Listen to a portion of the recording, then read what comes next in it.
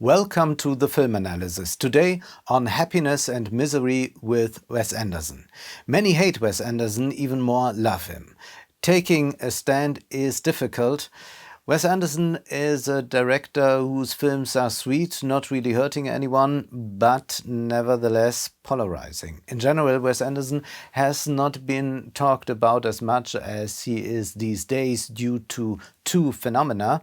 First, TikTok. People show their lives according to a Wes Anderson film, filming themselves from the central perspective and copying this famous Wes Anderson style, which you recognize immediately. Secondly, AI. You generate Wes Anderson films, for example, Harry Potter made by Wes Anderson. Copying him seems simple, a proof for many that Wes Anderson really isn't a good director. But is that true? Well, it is very easy to imitate the style of great masters. Let's think of Picasso, Jawlensky, Mondrian. It is neither difficult to recognize the style nor to imitate it. Therefore, still no criteria rendering Anderson an inferior film director. However, Anderson's easily consumable aesthetic stands out and wants to be imitated, working insanely well on social media. Firstly, we must investigate the question of when a style becomes a fad. And we also must ask ourselves whether only the aesthetics annoy or also Anderson's narrative style. After all, it's easy to throw 7 balls in the air at once, but juggling them is a bit more difficult. Anderson, however, often drops all the balls in his films. The audience is supposed to tumble to the ground and pick them up. Often the narratives are laid out that even with goodwill, you can't follow it on the first, second or third viewing. This interlacing is systematic.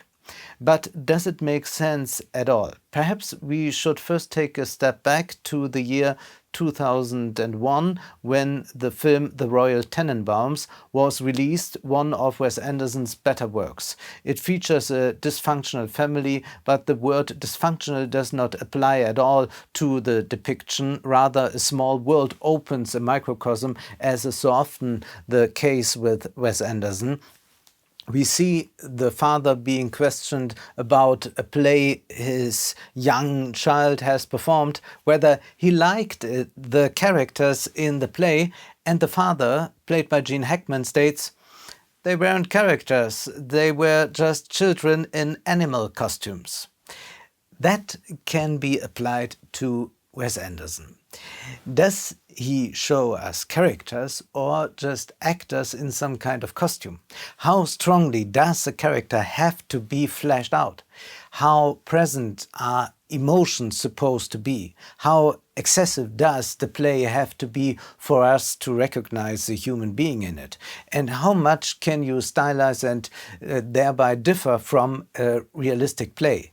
If we look at Anderson's filmography, it established an anti-realism. So he doesn't want to depict reality. That is a false promise anyway, since film never simply depicts reality, but always already shapes it. Anderson's artificiality renders film's constructedness transparent, without diminishing the effect that can be achieved, for example, to touch the audience. And so in The Royal Tenenbaums, we follow this quirky family. We have a narrator revealing to us how the characters relate to each other, character drawing through narration, an annoying aspect of Wes Anderson's filmography. Certainly it's the principle, but the question is, how long do you have to indulge in it? After all, you quickly get the idea that as soon as a new character is introduced, you immediately learn some strange details about him. With the introduction, we seem to have firmly outlined the character. This is legitimate per se, but tiresome time after time. Once you've seen one film, you soon get the impression that you've seen them all.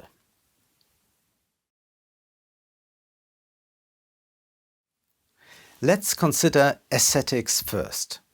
Wes Anderson applies a central perspective. What is called planimetric composition creates a background resembling a painting due to its flatness, with the character sitting in front, centrally looking into the camera, a phenomenon we know from YouTube, for example. Often this character is a bit detached from its surroundings, an interesting alienation effect on us viewers. On the one hand, we see the character coming close to us. At the same time, however, he is also distant from us, as it is not a realistic view, although, of course, there can be no such thing as realism in film.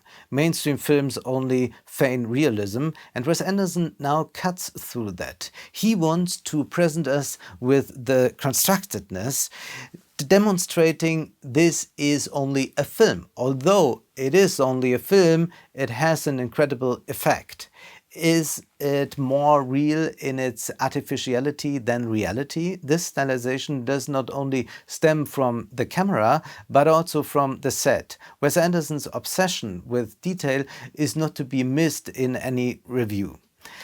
Sometimes he serves this desire for retro chic a little. Of course, in these films you still write a letter, you still type on a typewriter, and even the telephone still hangs on a cord. Is it perhaps not too much sentimental kitsch? Because through this alienation and the artificiality, there is always a lack of the too cozy feeling that you could arise in the viewer. We don't really get close to these figures. Much remains mysterious to us. It might not just be a style, but rather a designed world. Perhaps we are only witnessing a design, a Wes Anderson branding. We are shaped by Anderson's trademark look. 3 seconds of scenes suffice to identify an Anderson film. But is there more to it? Do the aesthetics still carry a meaning or merely decorate? Many directors could be accused of overstretching stylization, but Wes Anderson in particular, taking Rainer Werner Fassbinder's work into account, his late films seem quite Fassbinder-like, which is also true of the films of Jacques Tati or Aki Kaurismäki, or take the late Jim Jarmusch, only selling us the whimsy as style. But considering Anderson's earlier works, however, they don't simply feature style for style's sake, but breaks covering what style can't fully capture. The Royal Tenenbaums include scenes where the Wilson brothers reproach each other and one say, "You really hate me," and the other replies, "No, I don't. I love you." And although everything is so stylized, the truthfulness of feeling is expressed. Also because everything is not yet fixed, because it's not all just central perspective, because the camera is allowed to act for a change. Or we experience a patriarch played by Gene Hackman showing vulnerability, although appearing comic-like. But at the same time he says, "I know that I am the bad guy." Anderson's films show the bad guy doesn't exist in that sense. And so this patriarch confesses that the best days of his life have been spent here in the family. Wes Anderson shows us how feelings can be manufactured despite stylization. To put it better, how stylization in turn opens an intermediate space where articulated feelings are true. He also succeeds magnificently in what is probably his best film, Darjeeling Limited, from 2007.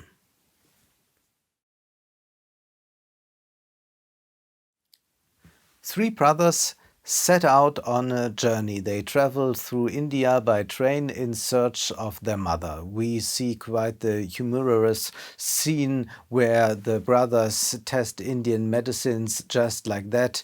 The colors of India suit perfectly for Wes Anderson's aesthetics. But at some point this train stops in the steppe and the brothers get off. We accompany them, but it's not a colonialist look. No, the brothers first must become strangers to each other, to recognize each other again, and to finally arrive at themselves. Then, tragically, a boy dies. The three brothers walk along a river. They see three children playing there in the middle of the river. They are at risk of drowning. Each brother wants to save a boy. One brother doesn't succeed. That child must be brought to the parents. Anderson remarkably refrains from drama but remains calm. His camera delivers orientation, panning up and down from the left to the right, from the right to the left. He moves the camera a bit and then shows us the place where the boys and men arrive. And Adrian Brody says this was supposed to be a spiritual journey, but that didn't really work. The film picks up the cliché again. You go to India and you find yourself.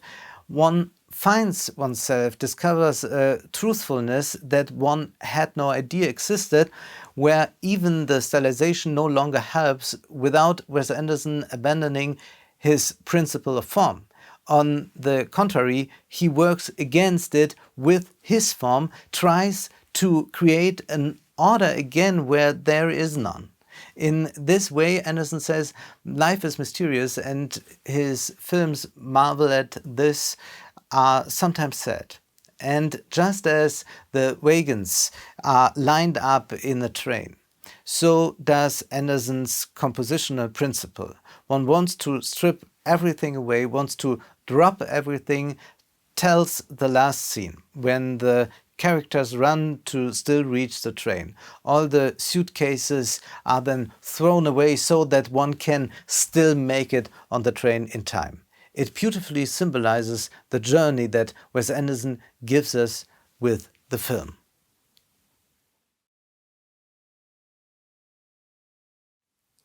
Moonrise Kingdom from 2012 also belongs to his better films. A romantic comedy, a drama.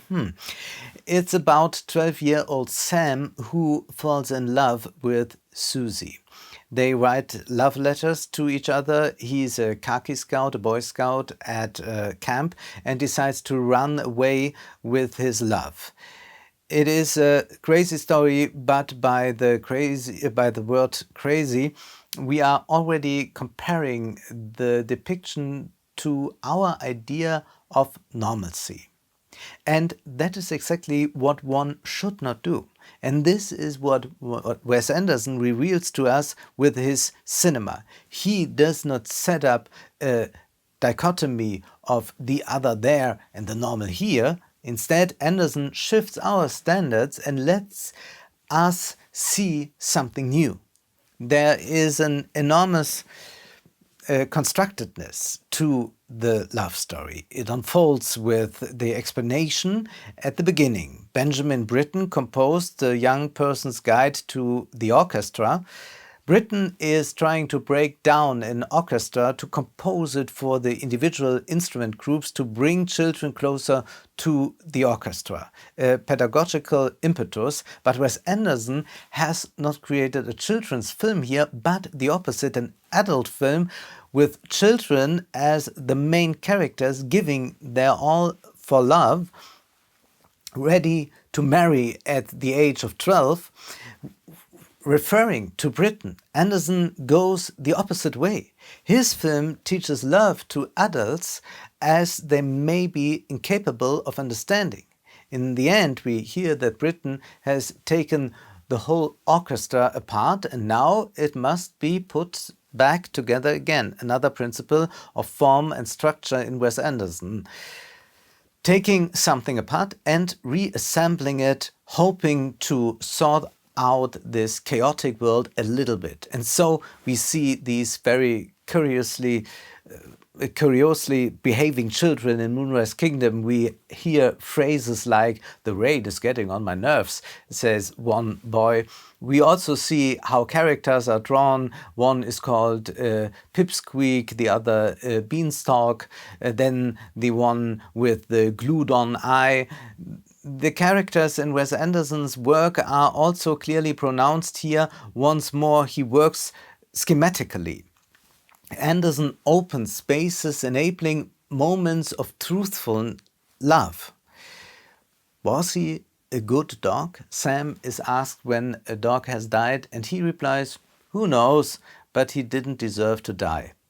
And as in every Anderson film, death is also present, as well as the desire to somehow deal with this transience and the wish that the harshness of the world will subside, a desire for feelings to be allowed. And so it's not surprising that we hear Schubert's famous song to music, an die Musik, saying music lets one enter a better world. The very promise Anderson makes to us, not only with this film, but with very many of them, his films are meant to transfer us to a better world. It is the longing for a world, perhaps as beautifully lined up, as lovingly constructed as Anderson's world. But with Moonrise Kingdom, we reach a limit. The stylization has already been pushed very far, but still there is enough room for human expression.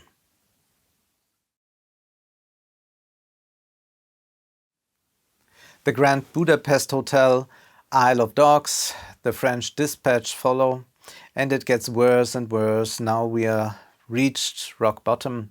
Asteroid City, a film more Wes Anderson-like than ever. His latest films lack any life, featuring a stylization so strong that we can't really see anything at all except postcards. These shots only design postcards. All that's missing is a button to print out while watching. Asteroid City is set in 1955. 5,000 years ago, a meteorite hit the Earth. Rails and a highway cut through this small town in the desert. The city houses a small hodgepodge of curious inhabitants, but the military soon quarantines the town when an alien comes and takes the meteorite. Well, here again we have the theme of grief. A father confesses to his children that their mother is no longer alive. We also see a love story, and we see, well, let's leave it at that. If one were to list everything addressed in this film, reveal every plot construction, then this list would take about as long as the film. As in the films before, Wes Anderson is just recounting. And he adds another layer to a layer. One wonders why. And you don't find an answer. In black and white we see a TV presenter at the beginning of the film, played by Bryan Cranston, announcing a TV production. It is based on a play about the fictional city of Asteroid City, and we see this play constituting the film's main part. And we see it in color. Finally, the presenter appears again. The film plays with levels, confuses us, and so on and so on. It shows behind the scenes of this TV set how the actors ask, are they supposed to put on the roles? Of course, this represents many comments on the filmmaking of Wes Anderson himself. In short, he goes round in circles. He is only concerned with himself. And yes, we can filter one thing or another out of it, but we don't care. Asteroid City features a huge ensemble. Everyone's in it. Jason Schwartzman, Tilda Swinton, Adrian Brody, Bill Murray. No, Bill Murray's not in it. But if they said he was, you would believe it immediately. After all, everyone seems to be there. Even new actors seem like they've always been there. As with every Wes Anderson film, many praise the lovingly detailed setting. Frontally, the camera shows us everything to be discovered, but due to the different levels revealed, because of this camera doing nothing more than holding on to it head on and panning back and forth a bit, turning in circles, Anderson only feigns complexity. Nesting should lead somewhere. Playing with layers is one thing, filling them with meaning another. Otherwise, it is just a puzzle of many pieces, but that's not complexity. It's a meaningless puzzle, exactly what Anderson demands from the spectators. The stylization has now been pushed so far that it effectively kills the characters. We only see everyone in a set piece, whether Scarlett Johansson or Jason Schwartzman. We might as well stare at Hello Kitty or Funko Pop figures. Now you might ask, what's wrong with display cases or set boxes? Nothing at all, but a film should deliver more than a storage place for accessories and figures. What else does the cinema want apart from looking pretty and teasing the audience with a tricky narration? One no longer knows. And the worst thing is, indifference prevails. You don't even care about the film anymore. The point here is not to demand identification and realism from Anderson, but he should open these in-between spaces that have always existed. But his stylistic principle has turned into a fad. TikTok and AI may design the rest. Anderson's style principle, in any case, denies vivid films. Anderson is certainly not one of the greatest filmmakers. His aesthetics remain too mannered for that and his principle too simple. But Anderson was once a director capable of visualizing melancholy in his early films. At that time, we didn't watch, but we saw. It would be nice if you would like to support the film analysis financially. You can do so via my bank account or PayPal. Also, you can find me on Patreon. Thank you very much.